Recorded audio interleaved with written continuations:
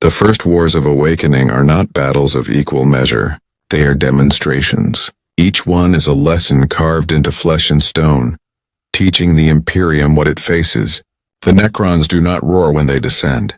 They do not chant nor revel nor curse. Their silence is heavier than any war cry, and it spreads across battlefields like smoke. When the Astra Militarum meets them in strength, the clash is as brief as it is devastating. On the fortress world of Calthor 9, bastions rise like jagged teeth across the equatorial wastes. Defense lines have stood for centuries, built layer by layer with ferrocrete, void shields, and the blood of generations. Here the 143rd Armageddon Steel Legion holds watch. Their armored columns stretched across the ash plains, their tanks painted in the black and yellow of unyielding duty. They expect orcs or perhaps a chaos incursion, enemies who scream and rage and can be broken by steel discipline. What they meet instead is the green fire of inevitability. The first warning comes as seismic alarms flare, entire sections of the plains collapsing into vast sinkholes. Out of the chasms rise pylons of living metal, tall as cathedrals, their surfaces inscribed with alien glyphs that burn brighter with every passing second. Then come the warriors. Lines of Necron infantry emerge from beneath the earth, their march unhurried, their eyes glowing like lanterns in a storm. The Steel Legion responds as doctrine demands. Basilisks thunder. Leman Russ tanks roll forward, and infantry spread in disciplined firing lines. The air becomes a storm of shells, lasfire, and missiles, a display of human defiance honed over 10,000 years of war. For a moment, it works. Explosions consume the front ranks of the Necron phalanx, limbs scatter across the ash and alien bodies crumple into the dirt. The guardsmen cheer. Then the impossible occurs. The fragments twitch. Shattered limbs crawl across the earth, locking into torsos with magnetic precision. Heads fuse to necks, crack ceiling with green fire. Those who fell rise once more, unshaken, reforming their lines as if nothing had touched them. The advance resumes implacable, merciless. The counterfire comes like judgment. Gauss beams lance across the plains, their emerald light stripping armor to nothing in seconds. A Leman Russ detonates from within, its crew reduced to ash before they can even scream. Basilisks are gutted as beams slice through ferrocrete bunkers as though they were parchment. Infantry caught in the open disintegrate, their bodies collapsing into dust clouds that drift away on the wind. The Steel Legion fights with courage, their commanders rallying, their voxcasters roaring litanies of defiance. But courage is nothing against inevitability. By nightfall, the fortress lines that stood for centuries are nothing but rubble and ash, and yet the Necrons do not finish the slaughter. Once the defenders are broken, once resistance ceases, the alien advance halts. Vast monoliths rise from the earth, hovering above the ruins, their light washing over the landscape. Human survivors, those too slow to flee or too broken to fight, are taken. They vanish into the black interiors of the machines, their fate unrecorded, their screams unheard. For the Imperium, this is worse than simple death. Enemies who kill are familiar. Enemies who harvest are something else entirely. Calthor 9 is only the beginning.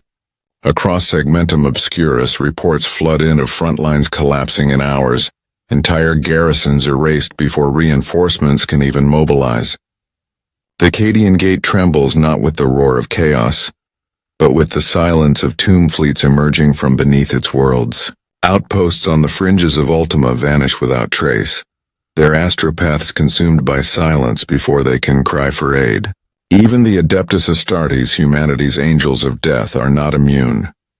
On the death world of Nerith, a strike force of the Black Templars descends in fire and thunder.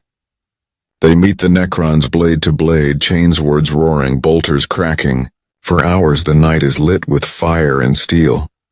The Templars cutting down dozens, perhaps hundreds of the enemy.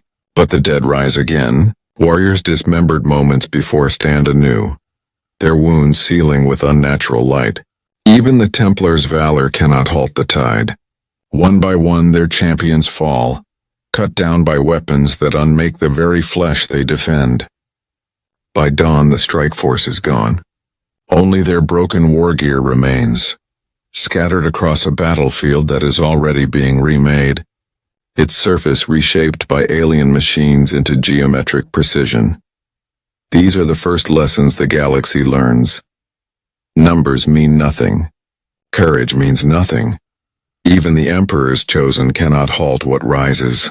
The Necrons are not here to conquer in the way mankind understands. They are here to reclaim, to overwrite, to impose an order that predates humanity itself. And as word spreads, the true shattering begins, not just of front lines but of belief. For what does it mean to fight an enemy who cannot die? What does it mean to stand in the path of inevitability? The Imperium is about to find out. The fall of Calthorn Mine reverberates across the segmentum like a tolling bell. But it is not alone. Worlds once considered secure begin to unravel, one after another, as though an unseen hand has drawn a map and is methodically erasing Imperial holdings.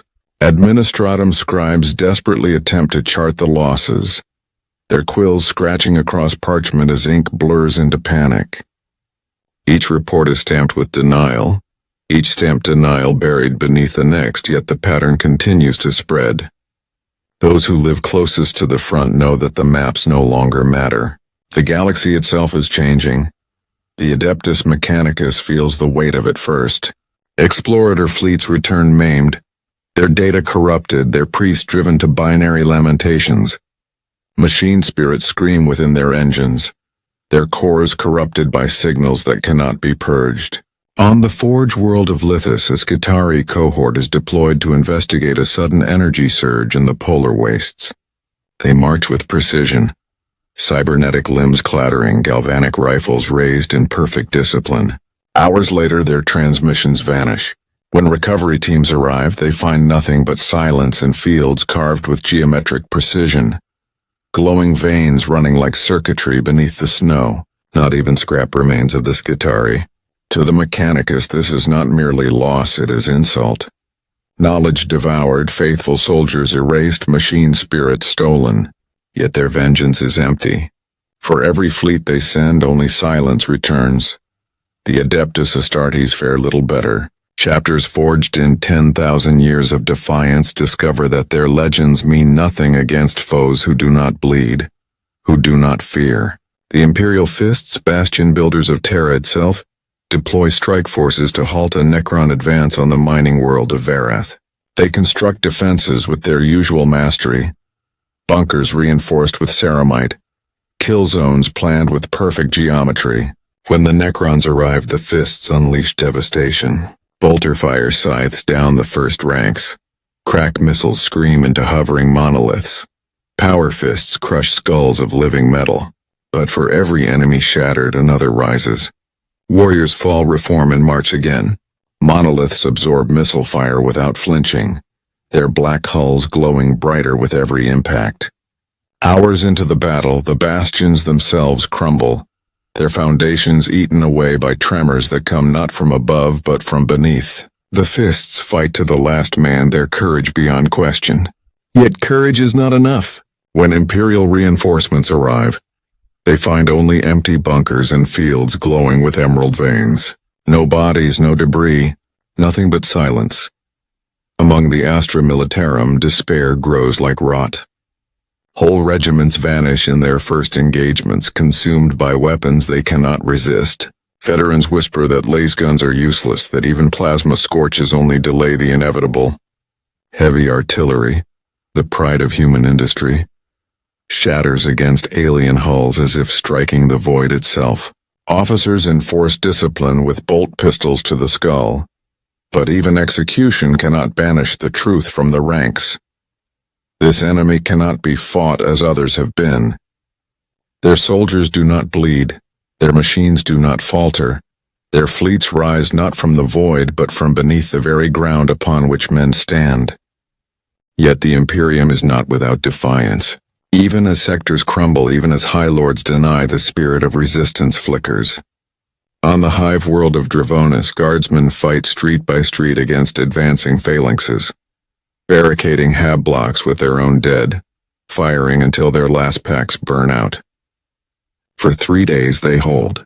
For 3 nights the sky glows with emerald fire. In the end the city is ash, but the defiance lives in memory, a whisper that mankind does not yield easily. In another system, a chapter of the Adepta Sororitas takes to the field, their hymns rising above the crack of bolter fire. They fall in fire and faith, their voices cutting through the silence of their foes, if only for a moment.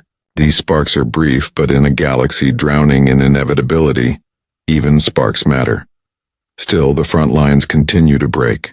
The Necrons do not sweep like wildfire. They cut with surgical precision. They rise in sectors long neglected, in worlds the Imperium has left half defended, in systems whose value has already been forgotten by their lords. It is as if they know where to strike, where weakness lies deepest. And perhaps they do. Their memory is older than the stars men chart, their knowledge carved into the very planets they reclaim. Each victory is not conquest, it is restoration. And with each restoration, the Imperium loses not just ground but faith. For the first time in millennia, the galaxy feels smaller. It shrinks with every tomb that opens, every front that collapses, every fleet that vanishes into silence. And in that shrinking, humanity begins to feel the weight of a truth it has long avoided. There are powers in the stars older than its empires, colder than its gods, and they are waking. The collapse does not come like a storm. Storms rage, consume, and pass. This is slower, more deliberate, like the grinding of tectonic plates reshaping continents. Each Necron awakening is a fault line, and across the galaxy those lines connect, converging until whole sectors fracture beneath their weight. The Helican subsector is the first to fall in its entirety. It begins with mining colonies lost in silence, then spreads to agri-worlds stripped bare in days. The final blow comes when the subsector capital, Calith, succumbs. Once a city world bristling with spires and manufactoria, it is silenced in less than a week. The defense fleet never fires a shot. Emerald beams lance upward from the planet's crust, slicing through voidcraft as though they were parchment. Orbital fortresses collapse, their power cores gutted by unseen drains. By the time Imperial reinforcements arrive, Calith is already unrecognizable. Its towers stand reshaped, its streets carved with geometric precision, its skies veined with light. The system no longer bears the marks of humanity. It is something else entirely. News of Calith's fall spreads despite the best efforts of censors. Astropaths sweep fragments of its destruction across light years, their minds collapsing beneath the silence that presses against the warp. Traders whisper of it in docking bays, their voices low but urgent. To soldiers it becomes a curse, a name spoken with dread. To priests it becomes a test of faith, sermons swelling with promises that the Emperor's light will never be extinguished. But beneath the hymns, beneath the orders and denials, the truth coils tighter with every world lost. The Imperium is not ready for this war. For every defeat, morale bleeds faster than lives. Guardsmen whisper in their trenches that their laser guns are useless, that even heavy weapons buy only moments. Commissars shoot the doubters, but the fear does not die with them. It lingers, passed from soldier to soldier like a contagion. Entire regiments desert, not to join heretics or Xenos, but simply to flee. They vanish into the void, their ships running dark, searching for systems untouched by green light. Some find temporary refuge. Most vanish into silence, their fate swallowed like all the rest. Even the Astartes begin to falter. These are warriors who have stared into the eyes of demons, who have carved orc warlords limb from limb, who have broken tyrannid swarms with bolter and blade. Yet against the Necrons, even their legend phrase, the Salamanders sent a strike force to defend the forge world of Pyrrhus, their fireborn weapons roaring, their courage unbroken. For 3 days they fight with valor beyond measure, holding the line against impossible odds. But the Necrons are not undone by valor. The salamanders are cut down one by one, their flame extinguished not by chaos but by precision. Survivors whisper that even when their blades cut deep, even when their melta-weapons burned holes through living metal, the enemy simply rose again. The Forge world falls, its forges cold, its secrets lost. The Adeptus Mechanicus reels with every such loss. For them, each Forge world consumed is not just territory but a shrine of knowledge, a cathedral of faith. To see them silenced is to feel their creed itself under assault. Some magi preach openly that the Necrons are not merely enemies but blasphemies, an echo of the dark age of technology come back to damn them. Others whisper heresy, that perhaps these beings are not enemies of the machine god but fragments of it, a truth older and purer than Mars has ever known. Such whispers do not last long. They are erased with fire, with blade, with silence. But the doubt remains, lingering in the shadows of data vaults and whispered across Vox channels no one admits to hearing. Strategically, the Imperium is lost. Its forces are scattered, its command paralyzed. The High Lords refuse to recognize the scale of the threat, their focus pulled to other wars that burn louder but not deeper. Resources are stretched thin, fleets diverted elsewhere, armies left exposed. By the time orders are given, they are already obsolete. A fortress world ordered to hold the line is already ash. A crusade declared in defiance finds its enemy gone, vanished beneath the soil once more, leaving only silence. The bureaucracy of empire cannot keep pace with inevitability, and so the galaxy trembles, not just from defeat, but from the collapse of certainty. For 10,000 years mankind has fought, bled, and endured. Against chaos it prayed. Against orcs it endured. Against tyranids it adapted. But against the Necrons there is no adaptation, no endurance, no prayer that holds. There is only the grinding inevitability of the ancient rising, and the growing dread that this is not invasion, but reclamation. By the end of the second decade of awakenings, whole sectors lie silent.